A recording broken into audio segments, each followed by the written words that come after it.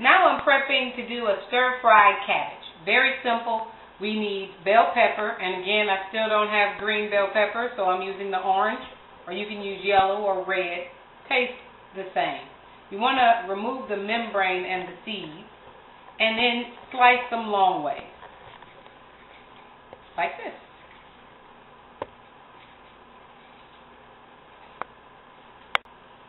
You're not used to slicing. I don't want anyone to cut their finger, so you actually aim down at the cutting board and slice through. I've been slicing the other way since I was 9, so I don't want to teach you bad skills. Always aim down at the cutting board. I'm going to use half an onion in the cabbage, so you see that I've taken half of it already and sliced it. I'm going to take this half, and I want long strips to kind of match the bell pepper. Again, aiming at the cutting board. And that's it. Really simple. Now I'm going to teach you how to get into this cabbage. Now we're going to prepare our pan. We've got a very large skillet here, saucepan. We added extra virgin olive oil. We're going to add soy sauce later after we add all the vegetables. Right now I'm going to prepare my garlic. When you buy fresh garlic, it looks something like this. To prepare it, you want to just peel off. You see lots and lots of layers of papery thin membrane. You just want to peel off a clove like this, which I have 4 here on the cutting board. You want to cut the end off, and then it's very easy after the end is removed to go ahead and peel the skin. Now that our garlic is peeled, we want to just rough chop it. We're going to stir fry it, and it'll be fine. You don't have to really worry about it too much. Just slice through all of them. Some people love garlic and don't mind biting into it. It really has a sweet texture once it's cooked properly, especially if it's roasted. And some people don't like to bite into anything large, so I err somewhere in the middle.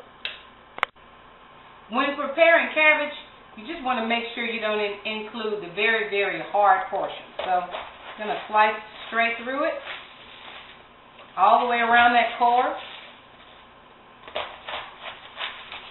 We want to leave the core.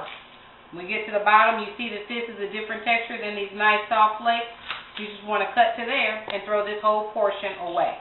That's the hard part. Now that we've removed the core, we simply slice through the cabbage portion. And a rough chop is just fine.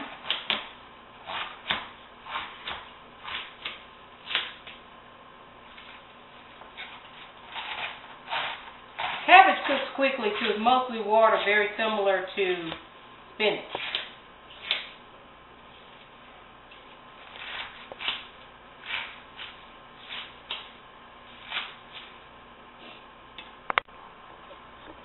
Alright, our olive oil is ready in the saucepan. So we're going to add onions, garlic, and pepper.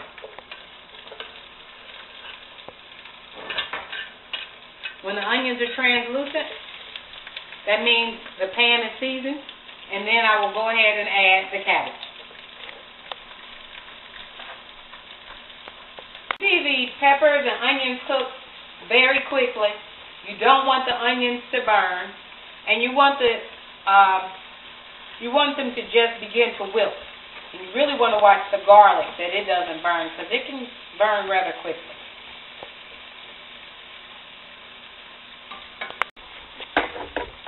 Our onions have wilted, and we're going to go ahead and add the cabbage.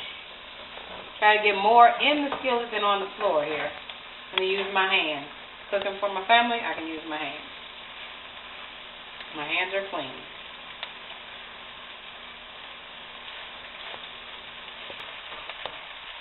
Add soy sauce. Soul food seasoning. Seasoned salt. Garlic, black pepper,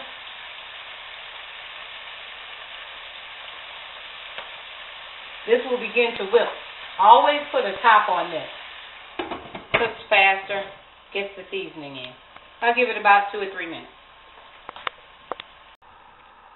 Alright. Here we have our nicely wilted cabbage. It's not soupy. Don't like to boil cabbage. I know my parents used to boil the cabbage. It was too wet. This way it's stir-fried, retains its natural crunch, nice peppers, onions, garlic, give it a nice fresh taste. We've added soy sauce. And if you like your food a little more spicy, at this point it's great to add a few red pepper flakes. We'll plate this up and we're ready to eat. It's our favorite time now. It's time to eat. So we've plated our cabbage. Now we'll take our roast beef, which we prepared. Remember, it cooked for about 4 hours. I cooked this yesterday, actually. I'm just heating it back up today. We have all the nice vegetables on top we prepared with it.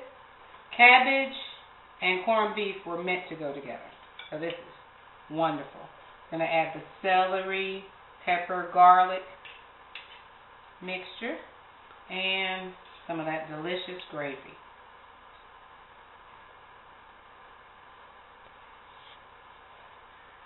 Mmm. Smells so good. Key to soul food. If it smells good, it tastes good. And a little of our potato salad. And I think we're good to go. A little bit more there. Time for the true test, the taste test.